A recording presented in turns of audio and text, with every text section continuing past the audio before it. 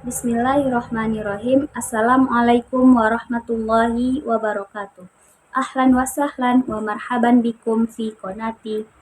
Alhamdulillahi rabbil alamin. Assalatu wassalamu ala asyrafil anbiya'i wal mursalin wa ala alihi wa ashabihi rasulillahi ajma'in. Alhamdulillahi rabbil alamin. Segala puji hanyalah milik Allah Azza wa Jalla yang telah memberikan kita rahmat dan karunia-Nya sehingga kita bisa menuntut ilmu dan juga insya Allah bisa menyaksikan video saya kali ini. Pada pembahasan ke-11 kali ini saya akan menjelaskan tentang hadis ke-11 dan baiklah saya akan membacakan hadisnya. Bismillahirrahmanirrahim. Hadithu Abi Sa'id Al-Khudri radhiyallahu anhu anin Nabi sallallahu alaihi wasallam qala iyyakum wal julusa fi turuqat.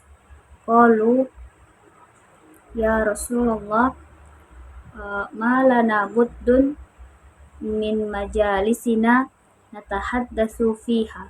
Qala Rasulullah sallallahu alaihi wasallam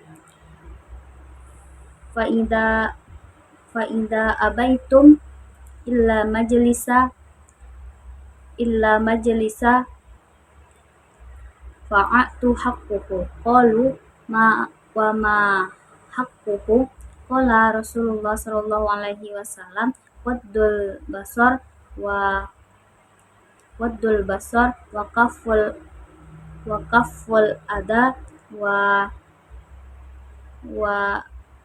wal amru bil ma'ruf wan nahyu anil munkar. Rawahul Bukhari wa Muslim wa Abu Daud wa Ahmad. Yang artinya hadis ini diriwayatkan dari Abu Daud, diriwayatkan dari Abi Sa'id Al-Khudri radhiyallahu anhu, semoga Allah meridhoinya, bahwasanya hadis ini Rasulullah Shallallahu alaihi wasallam berkata, hendaklah kamu hindari duduk-duduk atau bermajelis di pinggir jalan. Kemudian kemudian sahabat berkata, kami enggan untuk meninggalkan majelis di pinggir jalan ini ya Rasulullah. Kemudian Rasulullah menjawab lagi, jikalau kamu enggan menghindari bermajelis di pinggir jalan, maka hendaklah kamu memberikan haknya. Kemudian sahabat berkata, apakah haknya? Dan kemudian Rasulullah menjawab, haknya yaitu menundukkan pandangan, menghilangkan gangguan dari jalan, dan memerintahkan kebaikan dan melarang kemungkaran. Hadis riwayat Bukhari wa Muslim dan Abu Daud dan Ahmad. Hadis ini menjelaskan tentang bahwa seseorang muslim tidak boleh duduk di jalan karena itu akan mengganggu hak orang lain. Namun, jika hal itu merupakan sesuatu yang darurat, maka dibolehkan dilakukan dengan tetap memberikan hak jalan kepada orang lain karena hukum asalnya hidup di jalan itu atau bercakap-cakap di jalan itu tidak boleh dilakukan, dan juga hak jalan itu berupa menundukkan pandangan dan tidak mengganggu pengguna jalan yang lain, dan juga menjawab salam, memberikan salam, dan memerintahkan kebaikan serta mencegah dari kemungkaran. Baiklah, hadis yang ke-11 ini diriwayatkan oleh Al-Bukhari dari kitab Al-Isti'dzan bab ba'du as-salam nomor 6229 dan diriwayatkan dari Muslim kitab As-Salam bab min al-haq al-julus ala at-tariq surat As-Salam nomor 2161. Jadi fenomena duduk di pinggir jalan memang salah satu kebiasaan manusia.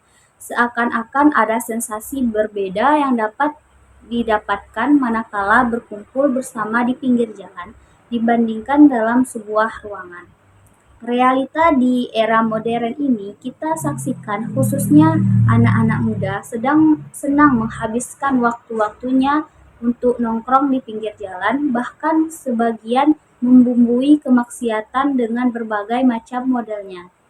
Kadang bisa beta nongkrong berjam-jam ketimbang menyibukkan diri dengan beriktikaf dan juga mengikuti majelis-majelis ta'lim di masjid. Para sahabat pun tidak terlepas dari kebiasaan ini dan pastinya berbeda dengan keadaan kita masa sekarang. Pada awalnya Rasulullah mengingatkan para sahabat untuk menghindari duduk di pinggir jalan sebagai bentuk kehati-hatian. Ketika mereka mengemukakan alasannya, Nabi pun tidak melarangnya, hanya saja memberikan rambu-rambu yang harus diperhatikan oleh para sahabat. Seperti yang pertama yaitu menundukkan pandangan. Mata adalah organ tubuh yang berfungsi untuk melihat suatu objek yang ada di sekitar kita. Semua yang direkam oleh mata biasanya secara spontan ditransfer ke hati dan akan membekas dalam ingatan. Pikiran akan melanglang buana ke alam hayalan dan memikirkan apa yang dilihat oleh mata dan juga apa yang direkam oleh mata kita. Biasanya secara spontan ditransferkan ke hati dan akan membekas dalam ingatan. Dan juga kita bisa melihat hayalan-hayalan tersebut di dalam memori kita. Dan juga manakala mata dibiarkan liar memandang kepada hal yang dilarang dan menyebabkan munculnya keinginan di dalam hati, Allah memerintahkan mukmin agar senantiasa menjaga pandangannya semata-mata untuk menghindari dari fitnah. Bagi yang bermajelis di pinggir jalan, tentu tidak terlepas dari melihat orang yang lewat, karena jalan merupakan tempat berlalu lalangnya manusia. Mungkin saja ada di antara pengguna jalan yang tidak menutup aurat dengan sempurna. Orang-orang mukmin harus berusaha sebisa mungkin untuk menjaga pandangannya dari sesuatu yang dapat menimbulkan efek negatif bagi dirinya. Dan juga katakanlah kepada orang-orang beriman laki-laki, hendaklah mereka menahan pandangannya dan juga memelihara kemaluannya. Yang demikian itu adalah lebih suci dari mereka. Sesungguhnya Allah Subhanahu wa taala, Allah Maha mengetahui apa yang mereka perbuat. Quran surat An-Nur ayat 30. Yang kedua yaitu menghilangkan gangguan dari jalan. Gangguan di jalan ini biasanya berupa sesuatu yang bisa dapat kita menghalangi pengguna jalan untuk melewati atau sesuatu yang dapat membahayakan ketika melintas seperti batu, duri, ranting-ranting pohon yang jatuh atau pohon yang menimpa jalan dan sebagainya. Bisa juga gangguan yang berupa perilaku manusia jail yang suka mengganggu pengguna jalan dengan tindakannya. Hal ini merupakan bentuk kepedulian terhadap sesama, salah satu cabang iman. Sabda Rasulullah dalam sebuah hadis yaitu dari Abu Hurairah bersabda Rasulullah Shallallahu Alaihi Wasallam, iman memiliki beberapa cabang, 60 atau 70 cabang. Yang tertinggi ucapannya La ilaha illallah dan terendah menyingkirkan gangguan di jalan, hadis riwayat Muslim. Selanjutnya yaitu menjawab salam. Salam merupakan simbol persatuan dan media kasih sayang kaum muslim dan muslimat. Menjawab salam hukumnya wajib bagi orang yang mendengarnya. Jika yang memberi salam adalah non-muslim, dijawab dengan wa'alaikum. Dalam salam terkandung doa mujarab, rasa kasih sayang sesama. Sabda Rasulullah Shallallahu Alaihi Wasallam dari Abu Hurairah berkata, Rasulullah Shallallahu Alaihi Wasallam bersabda, Demi zat yang jiwaku berada dalam genggamannya, kalian tidak akan masuk surga sampai kalian beriman, dan kalian belum beriman sampai kalian saling mencintai. Maukah kalian aku tunjukkan suatu perkara yang apabila kalian lakukan, kalian akan mencintai? Tebarkanlah salam di antara kalian. Hadis riwayat Abu Daud.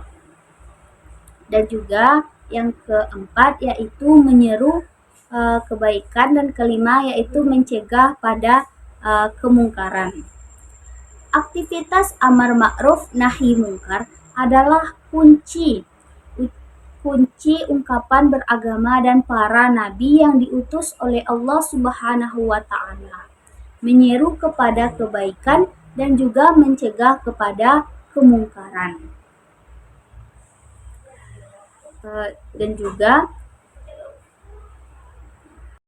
amar ma'ruf nahi mungkar adalah kunci kehidupan beragama dan para nabi yang diutus menyampaikan risalah Islam dengan pendekatan ini.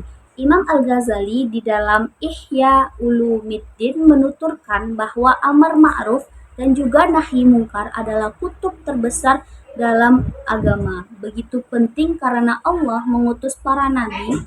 Jika ia hilang syiar nubuwah atau kenabiannya pun hilang, agama rusak, dan juga kesesatan tersebar, kebodohan merajalela, satu negeri dan umatnya akan hancur binasa.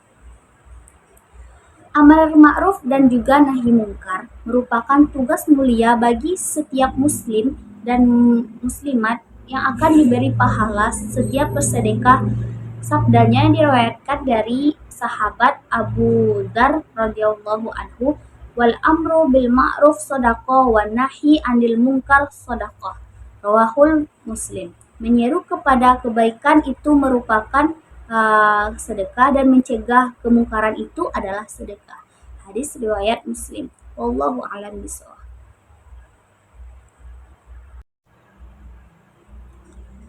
Baiklah, selanjutnya kaitan hadis ini dengan pendidikan materi.